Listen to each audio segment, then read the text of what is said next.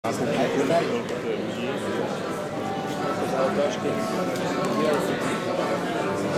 to už je konec. Daj záber aj dozadu.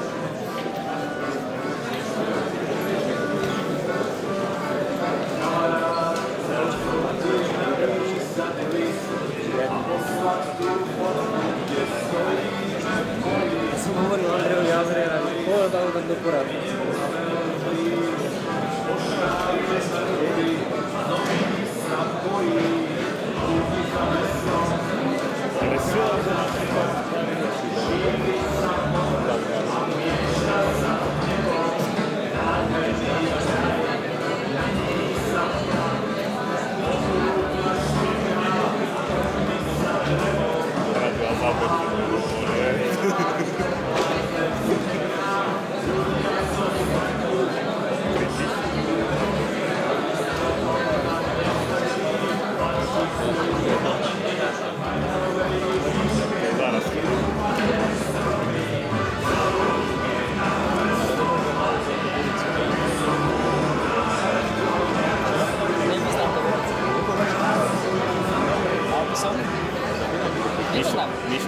Išlo národ fotky rýchlo. Nie, to nepočúvam takéto ničo rado. To je... Ja som to počúval. Ja viem, ale ja to nepočúvam, to ešte nemám. Poviem, aký by to Lanta spieval, to na to. Ulica.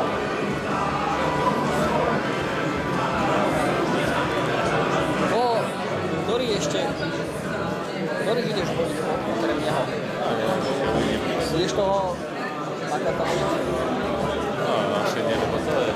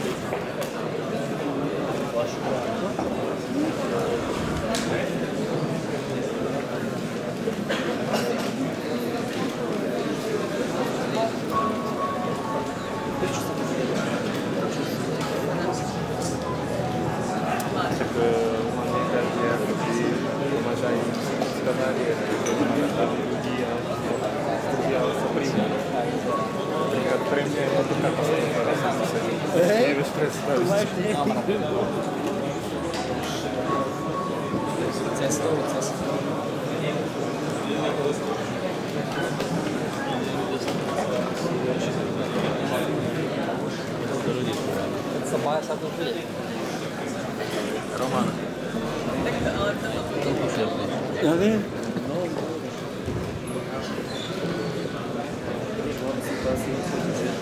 či neskôr. Môže sa to neskôr už začať na rade, čo je tam na Vážené dámy a páni, prajem vám príjemný podvečer. Chcela by som vás na úvod všetkým poďakovať, že ste si dnes našli čas a prišli na stretnutie so zástupcami strany Kotleba, ľudová strana Naše Slovensko. Rada by som vám predstavila jednotlivých kandidátov do volieb do Národnej rady Slovenskej republiky 2016. Ako prvého pána inžiniera magistra Mariána Kotlebu, predseda Banskobystrického samosprávneho kraja a predseda strany Kotleba ľudová strana Naše Slovensko.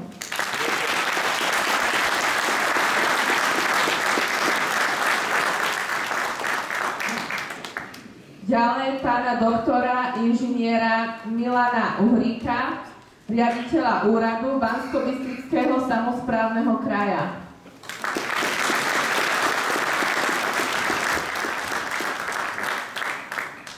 Pána doktora inžiniera Martina Beluského, riaditeľa regionálnej správy ciest.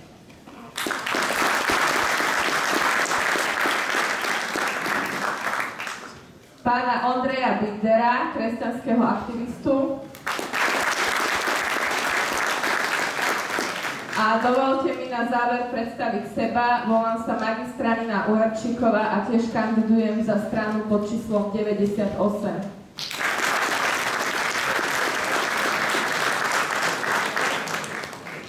Teraz by som rada odovzdala slovo pánovi Binderovi.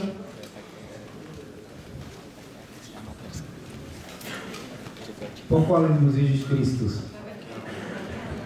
Vážený pán predseda, vážené dámy, vážení páni, drahí bratia, drahé sestry. Dovolte, aby som už tradične začal príbehom zo Svätého písma, kde kanánska žena prišla za pánom Ježišom a prosila ho: Pane Ježišu, uzdrav moju dceru, je posadnutá zlým duchom. Pán Ježiš hovorí: a nie je dobre zobrať deťom chleba a hodiť štenatám. Kanánska žena kričí: ale aj deti jedia odrobinky, čo padajú, aj štenatá jedia odrobinky, čo padajú deťom zo stola. Choj, tvoja viera ťa ozdravila, povedal Pán Ježiš.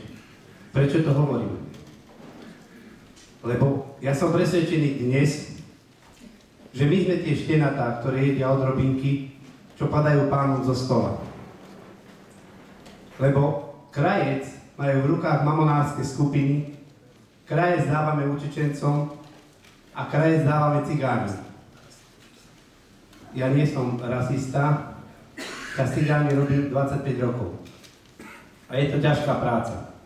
Za 25 rokov som nedal cigáňom ani korunu, ani euro. Vždy si to museli zaslúžiť. A to je podstata. Lebo čo 25 rokov vnímame, a to je jedno, či boli bieli, modrí, červení, dúhoví pri moci, každá vláda si to posúvala ako horúci zemiak. Nikto neriešil rómskú otázku. Nikto neriešil cigánsku otázku. Len každý dávali, dajme im korunky, dajme im eurá. A potom, keď sa to začalo vyhracovať, už je problém. Ako som povedal, za 25 rokov nedostali odo mňa ani korunu. Robím s nimi, lebo s cigánmi treba pracovať. Lebo ak nezačneme s cigánmi my pracovať, oni o 20 rokov začnú pracovať s nami. A nebudú mať také zľutovanie, ako máme my dnes. A vždy som hovoril cigáňa, cigánska otázka sa dá vyriešiť, keď si ho adoptujeme do srdca. Predstavíme si, je to môj brat, je to moja sestra. Lebo bratovi a sestre odpustíte viacej ako cudzému. Preto som to vždycky hovoril. Treba si ho adoptovať do srdca, predstaviť si, je to môj brat, je to moja sestra. A keď som sa tak najviac rozplýval, dobehla cigánka a rád mi puckol po kapote auta. A bolo po kresťanskej láske. Našťastie bola trochu ďalej, keď som dobehol ku nej. Zlosť ma opadla a vravím Rudovi: zober si svoju ženu, lebo ti ju poumývam s ňou. Počas tej doby, tých 25 rokov, ma 3-krát fyzicky napadli. Na nikoho som nedal trestné oznámenie. Viete, cigáni žijú ako v dobe kamennej. Oni si, a viete, ako žilo sa v dobe kamene, čo si našli, to si nechali. A tak si našli moju miešačku, rozbrusovačku, rezačku na dlažbe, lešenie, dosky, foršne, klince, šrouby. A napriek tomu ma to neodradilo a robil som s nimi ďalej. A výsledok je, v Svetom Antone môžu sa aj novinári, ktorí sa tu, alebo tí tajní, ktorí nás nahrávajú, môžu sa prísť pozrieť do Svätého Antona. Spolu s Cigánmi sme zvalili 4 domy a postavili krásnu bytovku. Nech sa páči, môžu sa prísť pozrieť, keď neveria tomu, čo hovorím. Za tých 25 rokov, ako som povedal, mňa 3-krát napadli, ja som neublížil nikomu. Raz som bránil rodinu, ktorú ohrozoval cigán mačetou a chce mi ublížiť. Volala mi tá rodina, prísť na pomoc. Zobral som auto a utíkal som do cigánskej osady. Cigáne som držal odzadu, vylúmil mi prst a pesťou ma udrel celou silou do brucha. Táto som ja chmatom položil na zem, zastúpil kolenom a pesťou som mu naznačil. Pozri sa, čo by sa stalo, keby som ti ja jednu pustil.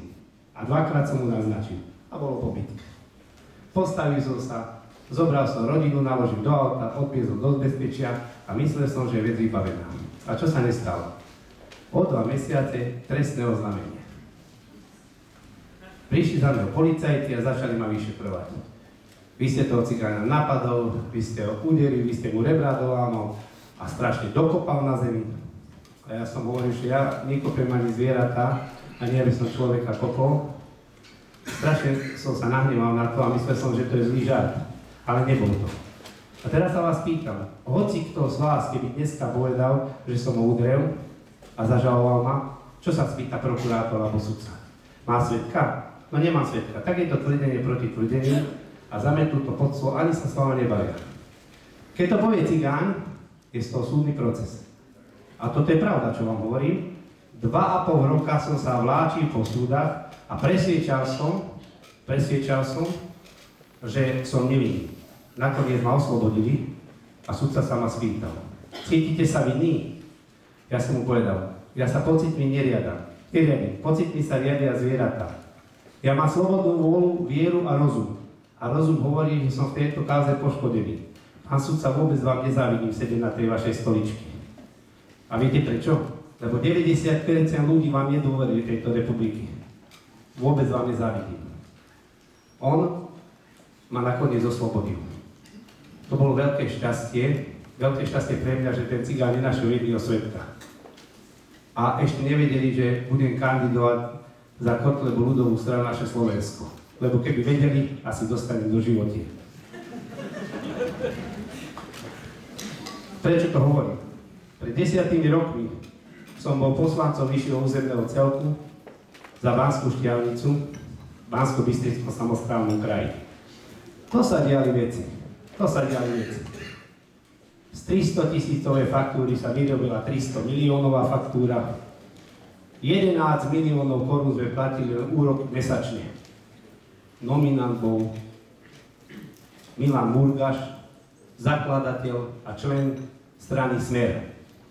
7 trestných oznámení bolo na ňo, ale prokurátor Trnka nezačal trestné stíhanie. 2500 krát porušil zákon za 2 roky. EZO v Lesníckej Banskej Štiavnici chceli on a mamonárske skupiny chceli predať za 12 miliónov korún. To bola miliardová hodnota. Ja som povedal, keď toto spravia na protest, sa zdá mandátu. A ten sľub som dodržal. Ešte predtým som bojoval 2 roky. Prišiel som aj na koni, aby som zaujal médiá, lebo médiá nemali zájem. Médiá majú zájem vtedy, keď sa už niečo stane, keď sa predá, keď sa niečo stane, krivda, keď sa stane nejaká vražda, alebo niečo sa stane, tak vtedy prídu. Ale predtým nechceli prísť. Ale keď som ja prišiel na koni, kvôli tomu prišli všetky médiá. A ja som povedal, toto nie je problém. Problém je, že tu sa predáva miliardový majetok za 12 miliónov korún. Toto riešte. Ten areál sa zachránil. A keď sa ma svítali potom, pán Binder, vrátite sa niekedy do politiky. Povedal som, do politiky sa určite vrátim. A s úsmevom na tvári som povedal, a neprídem sám, so mňou príde zákon. Marián Kotleba a ľudová strana Naše Slovensko je ten zákon.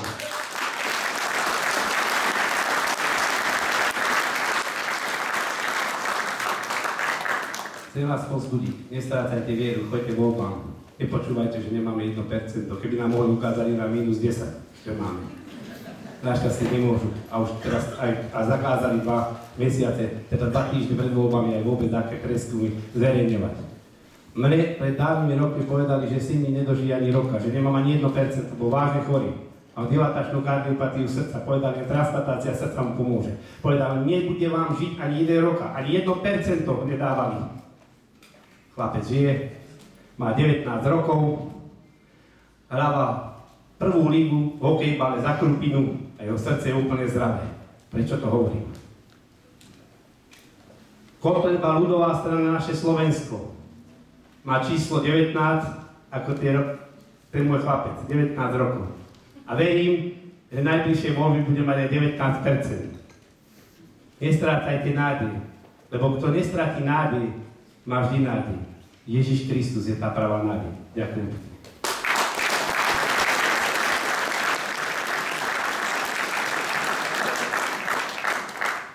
Rada by som teraz odozdala slovo pánovi Milanovi Uhorikovi. Ďakujem, dobrý večer prajem. Kolega Ondrej predo mnou porozprával o nejakých pilieroch hodnôt, na ktorých stojí naša strana, na ktorých stojí naše rozhodovanie. A hovoril takisto aj o médiách, ako sa zaujímajú len o to, čo sa stane a to zobrazovanie reality médiami, aké strašne skreslené a vždy naklonené nejakej idei. My máme s tým Banskobystrickom samosprávnom kraji svoje bohaté skúsenosti. Možno ste postrehli pred pol rokom zhruba takú kauzu, týkala sa divadla Štúdio Tanca. Bola to situácia, kedy Marian Kotleba ako župan stopol dotáciu pre jedno banskobystrické divadlo. Tá dotácia mala ísť na festival alternatívneho tanečného umenia. Médiá o tom informovali negatívne, vykreslovali nás ako extrémistov, ako nejakých analfabetov, čo sa nerozumia do kultúry, čo idú cenzurovať kultúru. My by sme vám teraz radi pustili také kratučké videjko, aby ste videli, kde je pravda a aby ste porovnali tie dojmy, čo ste mali vtedy z médií s tým, aká bola skutočnosť.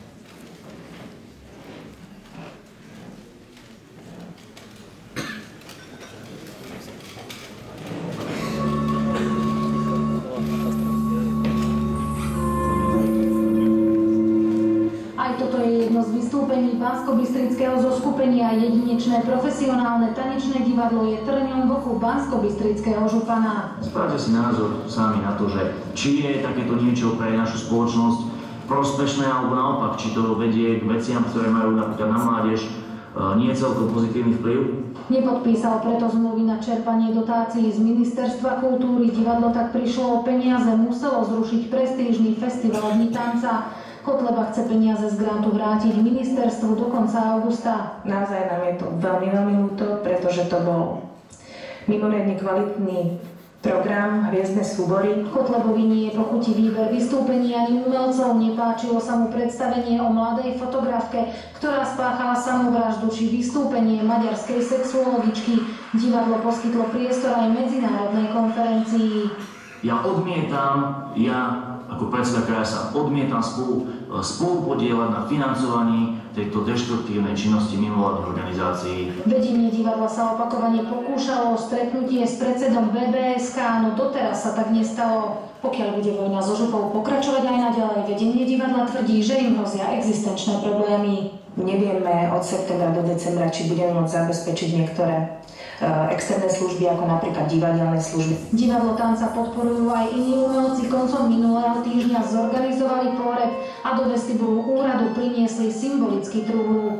Kotleba nie len okráda tento štát a nás o finančný hodnot, ale o duchovnú hodnotu, ktorá je dnes ešte nevyčísliteľná. Ak niekto toto pokladá za likvidáciu a nejaký pohreb kultúry, tak potom asi nevie, čo znamená zarobiť si tie peniaze vlastnou prácou. Kto to nepozná, tak môže možno súdiť všelijako, ale je to tvrdá práca. Z Banskej Bystrice Katarína Kováčiková, televízia Joj. Čiže vidíte sami, aký veľký rozdiel je medzi tým, čo ste videli v médiách a medzi tým, aká bola skutočnosť, to, čo sme my vedeli predtým. Ja sa nebudem teraz tomu už viac vyjadrovať. Poprosím teraz už priamo Mariana Kotlebu, nech to okomentuje on svojimi slovami.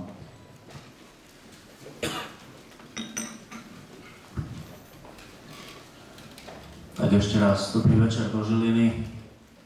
Ja som veľmi rád, že sa tu stretávame v takomto hojnom počte. Aj napriek tomu, že vám neponúkame Desmod, že vám neponúkame ani lacné párky po zárke, ani guláš, len jediné, čo vám ponúkame na týchto našich stretnutiach a aj na toto stretnutí tu v Žiline, je pravda a informácie, ktoré sa nemáte šancu dozvedieť z médií, pretože aj pred chvíľkou ste mohli vidieť, že úplne niečo iné je v médiách a tá skutočnosť býva na míle vzdialená tomu, ako to naozaj je. Ja nebudem dnes veľmi dlho rozprávať, pretože musím ísť do Bratislavy, do TA3, kde po 2 rokoch sa uráčili ma zavolať do živého televízneho vysielania, takže budem rád, ak si pozriete tú debatu, ktorá tam bude. Dúfam, že ten moderátor bude aspoň trošku normálny, lebo ten Markíze som sa musel veľmi držať. Tak to mal za úlohu. Viete veľmi dobre, že vzťah Markízy ku mne je veľmi vrúcný, takisto aj môj Markíze. A preto teda musím využiť tú príležitosť dnes v tej TA3, takže 21:30 vás všetkých pozývam. No a dnes len veľmi stručne teda z mojej strany, ešte predtým, kým prejdem k našim cieľom. Toto, čo ste mohli pred chvíľkou vidieť, nechcem to nazvať divadlo, lebo to divadlo nie je, to je chliev. Pretože ak by nám, čo sme tu trošku starší, niekto pred 20 rokmi povedal, že za kultúru sa raz bude považovať to, keď nahé ženy sa budú váľať po zemi na javisku, alebo keď sa budú muži chytať pomedzi nohy, tak by sme si asi zaťukali na hlavu. Žiaľ, dnes je situácia taká, aká je. Všetky tie vlády od 93. alebo od 89. podnes nás cieľavedome tlačili do tejto situácie, že Slovensko je úplne zdevastované, zničené po každej stránke, aj po tej kultúrnej, ako sme mohli vidieť.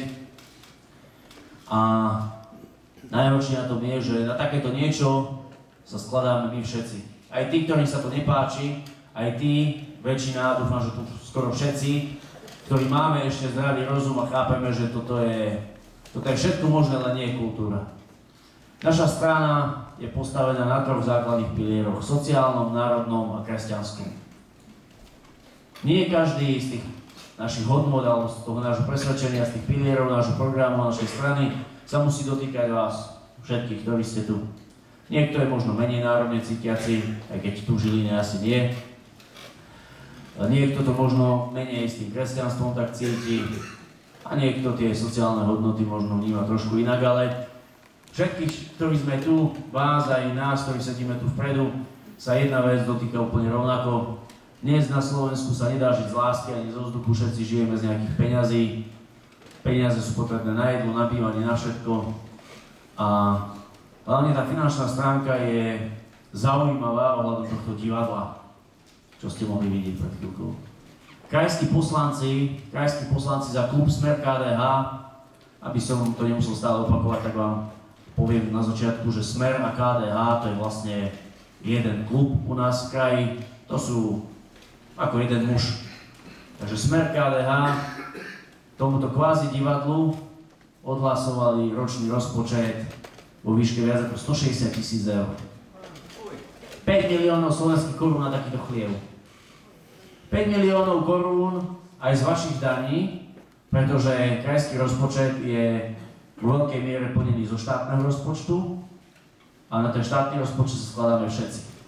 Všetci. A oni, Smer KDH, skladajú takéto niečo. To znamená, ak budete poznať niekoho, alebo poznáte niekoho, kto chce voliť Smer, alebo kto chce voliť KDH, nech sa páči, treba mu to pustiť. Nech sa najprv ide s predstaviteľmi týchto strán pochytať pomedzi nohy a potom ich môžu voliť.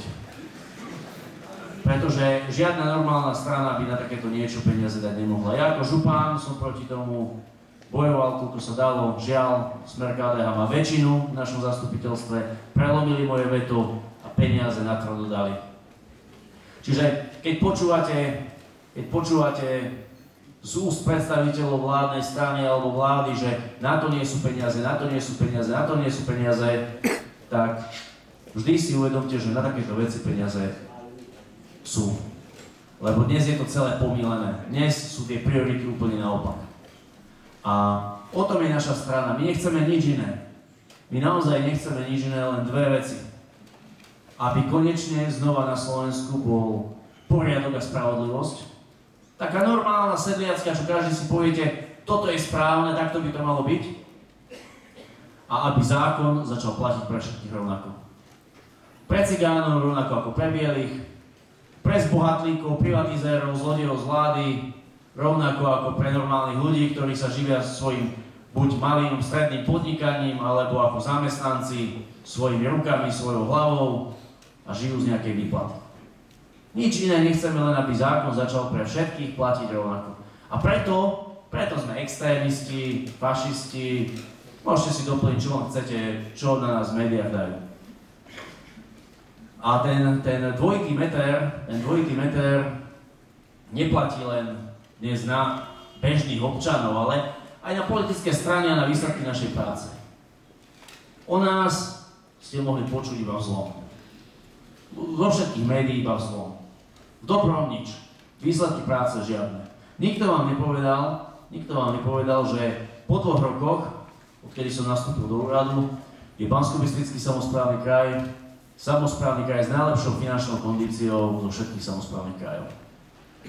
Za 2 roky sme dokázali uhradiť skoro všetky záväzky, ktoré nám nechalo bývalé smerácké vedenie a okrem toho znížiť dlh voči bankám o viac ako 12 miliónov eur.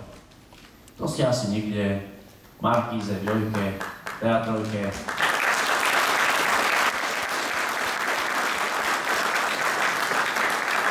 Nepočuli, nevideli. Napriek tomu som ja ten úplne najhorší a nekompetentný a neviem čo všetko. Pričom pravda je taká, že Prešovský samosprávny kraj, na čele ktorého je smerácky župan, smerácky predseda, za tie isté 2 roky svoj dlh o 12 miliónov zvýšil. To znamená, keď my sme poctivo pracovali, narábali s verejnými zdrojmi, šetrili peniaze na všetkých, tak oni naopak rozhajdákali 12 miliónov navyše, takže si ich museli požičať. A potom sa nemôžeme čudovať, že vláda len za posledné 2 roky, keď porovnáme 2 roky, zadlžila nás všetkých štátny rozpočet o viac ako 2,3 miliardy eur. No lebo porozdávali svojim, o nič iné nešlo. Za posledné 4 roky narastol štátny dlh Slovenskej republiky o viac ako 12 miliard eur. Na súčasných, neviem či viete, možno to tam je zobrazené teraz, neviem, súčasný štátny dlh Slovenska je 41 miliard eur.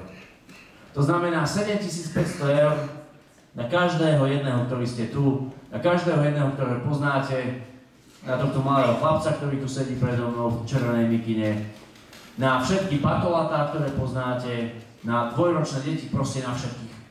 Milan Uhrík vám o to povie viac za chvíľku. Len ja som chcel na začiatok, aby ste si uvedomili ten obrovský rozdiel. A my, ktorí v kraji sa správame zodpovedne k peniazom, tak sme tí najhorší, a tí, ktorí rozkrádajú a zvyšujú dlh na všetkých, tak tí sú proste super. A tí sa každý deň, každý večer sa vám smejú do tváre s hodinkami za 20, za 30 tisíc na rukách a hovoria vám o svetlejšom zajtrajšku. Pričom dnes je situácia taká, že sme otrokmi na pôde našich predkov, sme otrokmi vo vlastnom štáte. A nielen to, my sme občanmi druhej kategórie, možno tretej, možno štvrtej. Poviete si, ako to je možné, veď predsa sme štátotvorný národ. No to možno ešte zatiaľ sme, kým nie sme menšinou, ale sme na druhej kolaji. Keby to nebola pravda, keby dnes štát naozaj fungoval a my by sme neboli na druhej kolaji, neboli by sme tou druhou triedou, tak sa nestane to, čo sa stalo na jeseň minulého roku, 2015. Čo sa stalo? No stalo sa to, že vláda tým, ktorí celý život budovali tento štát, či ako Československú socialistickú republiku, alebo ako Československú federatívnu republiku, alebo teraz ako Slovenskú republiku, zdvihla dôchodky v priemere o 2 eurá. Moja starka, 42 odrobených rokov, dôchodok o 2 eurá. To radšej mohol prísť Fico k nej do obývačky a naplúdiť do tváre. A všetkým tým dôchodcom rovnako. A už keby prišiel k tej mojej starke, tak by som využil tú príležitosť na 5-sekundovú debatu a Slovensko by si hľadalo nového premiéra.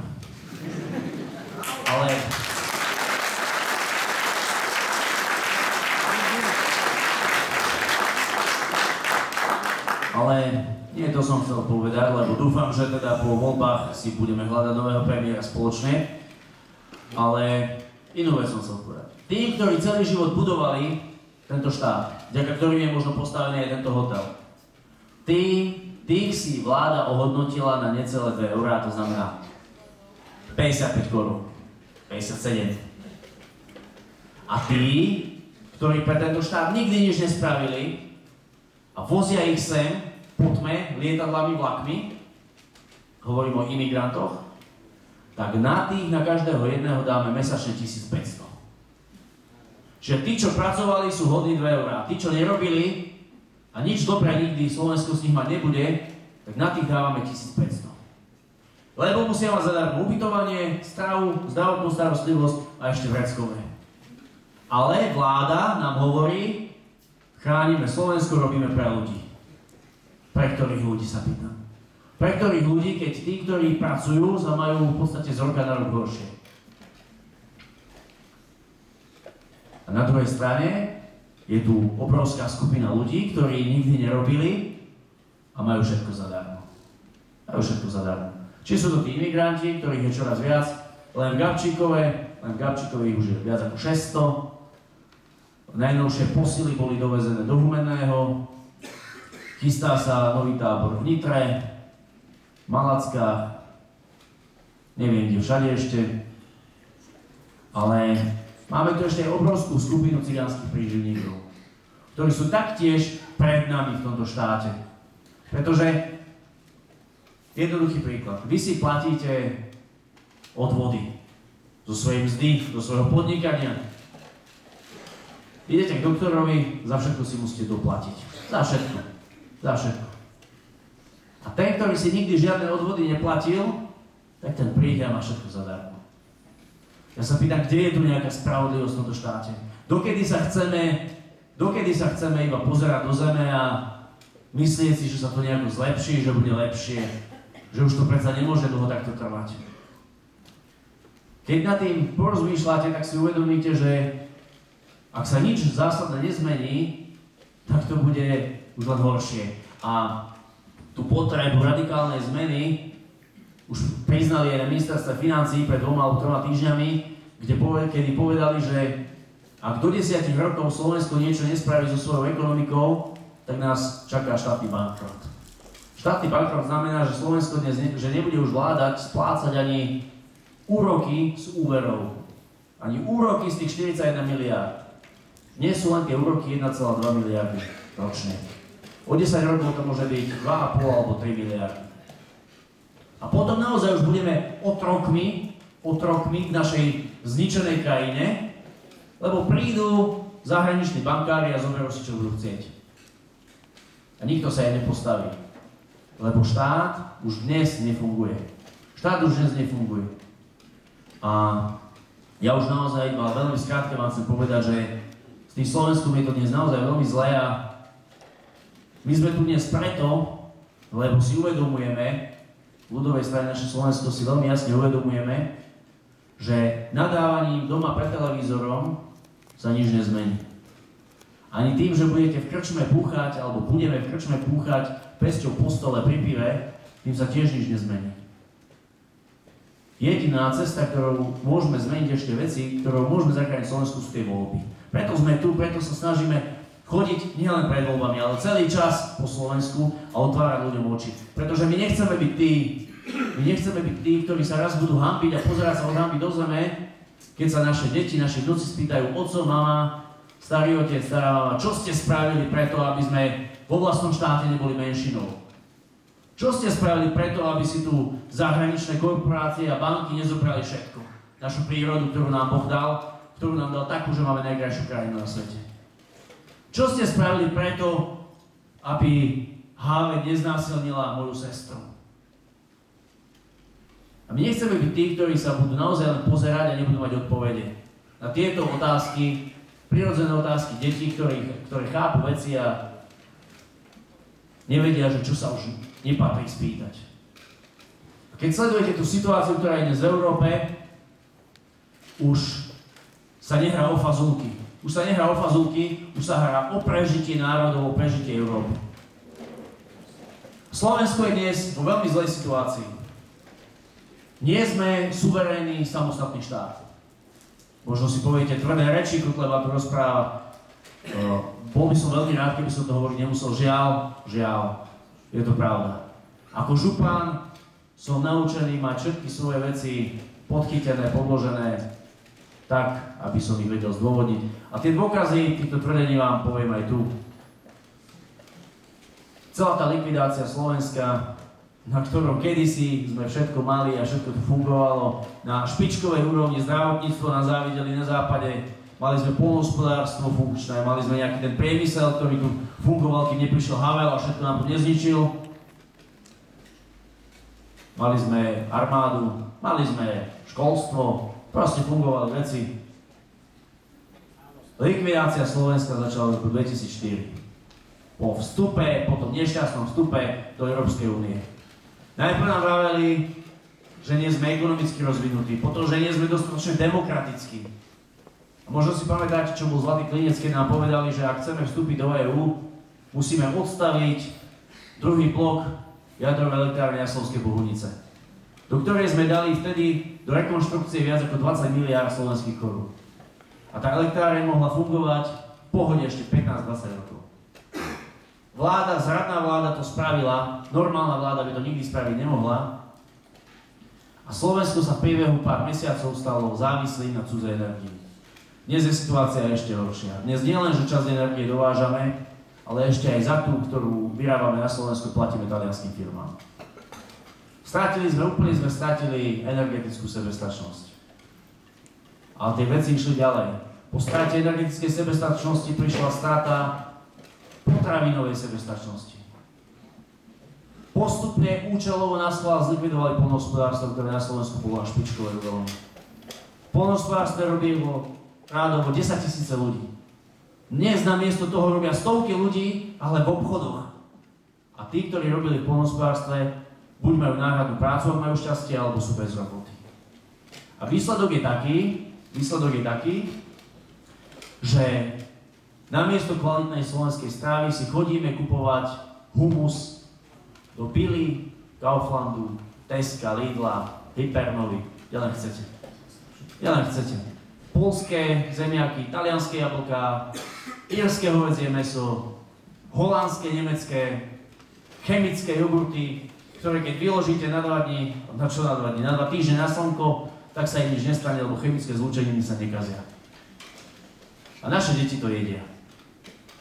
A zisky z týchto reťazcov končia v zahraničných rukách, pretože majiteľmi reťazcov sú cudzinci. Slovenská republika denne dováža viac ako 40% potravín. Denne. Namiesto toho, aby naši ľudia mali prácu a vyrábali kvalitné jedlo, my dovážame 40% potravín každý deň. Ročne, priatelia, minieme na dovezené potraviny rovno miliardu eur. 385 miliónov iba na mäso. Ďalším viac ako 300 miliónov, podržte sa, na vajcia a mlieko. Na vajcia a mlieko dovážame vajcia a mlieko, ale viete prečo? Pretože oni nás chcú mať v postavení kolónie. A my sa dnes správame ako čistá kolónia. To, čo sa neminie v materskej krajine, v Nemecku, v Anglicku, to predajú u nás. A namiesto toho, aby naši ľudia mali zodpovednú a normálnu prácu za normálnu mzdu, namiesto toho sú otroci a trasú sa, aby ešte mesiac im tá robota vydržala. Tak toto jednoducho nemôže fungovať. Ale vláda nám povie, buďme radi, že máme úniu, lebo vyvážame autá. Máme tu Kiu kúsok odtiaľto. Ja sa pýtam, koľkokrát za rok si kúpite nové auto a koľkokrát za rok si potrebujete kúpiť chlieba alebo vajcia? Kde je zdravý rozum? Nie len, že dovážame potraviny, pričom 80% z týchto potravín by sme si stále vedeli na Slovensku vyrobiť, to znamená reálne len 8% potravín by sme si museli doviesť, ale my ešte aj za našu vlastnú vodu, ktorú nám Pán Boh dal a o ktorú sa zabíjajú ľudia kvôli vode na Blízkom východe, tak my ešte aj za tú vodu platíme francúzským spoločnostiam. Všetko, čo sa dalo, nechali rozkradnúť a rozpredať. Všetky tie vlády od 89. roku, nie je medzi nimi rozdielu. Nie je rozdielu. Preto všetci, keď ide do tuhého, všetci sa trasú, len aby ľudová strana naše Slovensko nezískala nejaké lepšie pozície, lebo vedia, že my vieme, že medzi nimi nie je rozdiel. Ale to nie je všetko. My nemáme teda potraviny, energiu. My nemáme ani hranice dnes. Vláda vám vraví, chránime Slovensko. Už vám možno v Žiline prišli tie noviny vládnej strany. Hneď na začiatku chránime hranice, jednotka Hrad. Lenže hranice dnes nemáme. Ja som ako župan písal vláde list, obnovte ochranu štátnych hraníc. Prišiel po mesiaci, mi prišla odpoveď. Vláda Slovenskej republiky nemôže obnoviť ochranu štátnych hraníc, kým o tom nerozhodne Európska rada ako orgán Európskej únie. Čo my chceme? Čo my chceme? Dnes, keď si nedáte bezpečnostný pás v aute, zaplatíte 20 eur pokutu, priestupu. Keď prejdete štátnu hranicu Slovenskej republiky, nepašujete zbranie, drogy, ženy, tak nespáchate ani priestupom. Ani priestupom. Polícia vás môže pozvať na párky a na čaj. Nič vám nemôžu jednoducho. Môžete si chodiť cez hranice ako chcete. Ako chcete.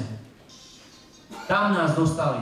Ja sa pýtam, kto z vás večer spíte doma tak, že máte nie odomknuté, ale otvorené dvere do kora na svojom dome alebo na svojom byte. Kto? Zdvihnite jeden ruku. Lebo do takého stavu dostali Slovensko. Do takého stavu dostali Slovensko. No a žiaľ, my dnes ale ani nemáme armádu, ktorú by sme na tej hranice mohli postaviť. Takedy špičková armáda Československá a potom Slovenská sa zmenila na ozbrojené síly Slovenskej republiky. Pár žoldnierov, ktorí keby k niečomu prišlo, ako prvý by išli na PN-ku. Jediné, čo vedia, je chrániť americké zadky na misiách kade-tade po svete a robiť zo seba náhradné terče. Nič viac, nič viac, nič viac. Prišli sme o všetky znaky suverénnej krajiny. Ale viete, kedy nám dali ten povestný posledný klinec do truhly našej štátnosti, do truhly našej suverenity a samostatnosti? V roku 2009. Čo sa stalo v roku 2009? Prijali sme euro s veľkou slávou. Slovenská národná strana, veľkí národniari kývkali, podporujeme euro. Pritom prechodom na euro nás nielen všetkých oklamali a podviedli, ale nás hlavne všetkých brutálne ukradli. Všetkých, ktorí sme tu. Ekonómovia, ktorí neboli spätí s vládou ani s úniou, hovorili, že ideálny výmenný kurz by bol 15 slovenských korún za 1 euro. Tí, ktorí chápali, že sú za tým lobistické skupiny, hovorili, že 20 slovenských korún za 1 euro by bolo priateľné pre obidve strany. Nakoniec vláda prijala, ešte si pamätáte niektorí, 30,126 slovenských korún za 1 prašivé euro. Na každom jednom eure nás okradli o 10 korún. Na každom jednom. Na každom jednom. Každého z vás, ktorí ste tu. Zrádajte si počet eur krát počet ľudí. Taký veľký balík peňazí bol v jednej jedinej chvíli vynesený zo Slovenska, že si to nevieme predstaviť. A potom sa čudujeme, že na nič nie sú peniaze. Ale ten lup, lebo to nebolo nič, že to bol lup, to bola zlodejina, bol pekne rozdelený, 50-50, po bratsky. Polovica zlodejom v Bratislave, druhá polovica zlodejom v Bruseli. A Slováč, hlavy dole, huba, krok, zaplatíme. Ale máme euro, môžeme cestovať. Môžeme cestovať. Zo Žiliny môžete cestovať do Martina. Zo Žiliny do Trenčína, ak sa chcete ďalej prejsť. Lebo tí, ktorí môžu chodiť 3-krát ročne na dovolenky, je čoraz menej. Je čoraz menej. A my keď hovoríme ľuďom pravdu a vravíme, že treba obnoviť štát, funkčný štát, na ktorý raz budeme môcť byť hrdí, tak sme znova extrémisti a fašisti. Keď hovoríme, že asociálom nedáme zadarmo nič, paraziti nedostanú nič, dostanú od nás prácu. Kolegovia vám povedia, ako v kraji fungoval náš pracovný program. Namiesto dávok dostali prácu. A bolo to super. Tak sme zase extrémisti, lebo ako to, že chceme, aby všetci pracovali a nikto nemal všetko zadarmo. A ja sa pýtam, ako to, že niekto má domy zadarmo, ale naše deti, keď sú bývať, tak si musia zaplatiť hypotéky. Kto nám postaví domy zadarmo? Nikto. Musím už ísť do tej Bratislavy. Toto všetko, čo som povedal, malo za cieľ iba jednu vec. Aby ste pochopili, že je najvyšší čas na to, aby sme obnovili spravodlivosť za rovnaký meter. Lebo keď budeme menšinou vo vlastnom štáte, už bude neskoro. Už tie zmeny nebudeme vedieť spraviť. Teraz ich ešte spraviť vieme. Ešte vieme spoločne zachrániť Slovensko.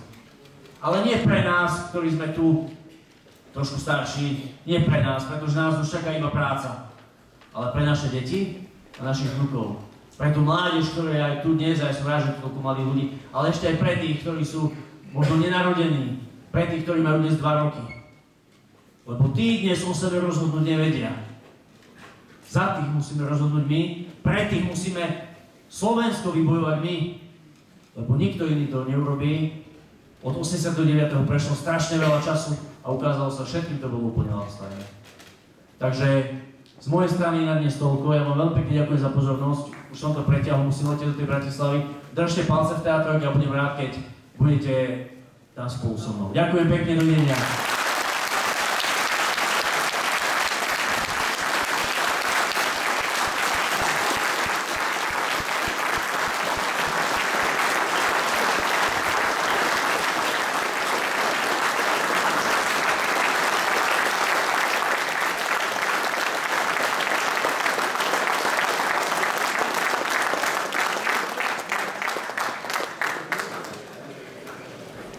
Ešte sme neskončili.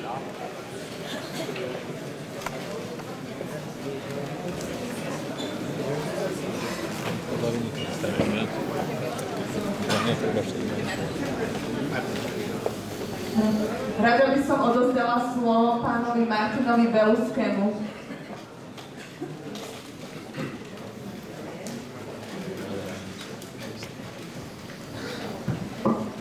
Ďakujem za slovo. Chcel by som vás poprosiť, ak by ste možno neodišli, ak vás možno ešte trošku zaujímajú nejaké informácie o našom volebnom programe a o výsledkoch našej práce v Banskobystrickom kraji, tak aspoň tí, čo ste zostali, som rád, že ste tu ešte zostali niektorí. Tak, dobrý večer, Žilina. Ešte raz moje meno je Martin Belusky, som tajomníkom našej strany. S Marianom pracujem od začiatku, odkedy nastúpil v Banskej Bystrici. Samozrejme spolupracujeme spolu už dlhšie, ale jeho prácu veľmi dobre a detálne poznám. Ja by som vám rád porozprával trošku viacej o našom volebnom programe, trošku naviazal na tie Marianové slova. Vy ste na začiatku, keď ste vstúpili do tejto miestnosti, dostali nejaké naše noviny. Ak nie, zoberte si ich potom. Je možnosť sa dostať k tomuto Bystrickému kraju, alebo si môžete prečítať tieto noviny Naše Slovensko, kde sa dočítate trošku viacej o našom programe. My sme ho zhrnuli do 10 bodov, aby sa to dalo lepšie prečítať. Ja prejdem pár bodov a trošku to vysvetlím, aby ste mali trošku aj obraz, čo vlastne chceme dosiahnuť a aké sú naše vízie a ciele. A potom to samozrejme trošku prepojíme aj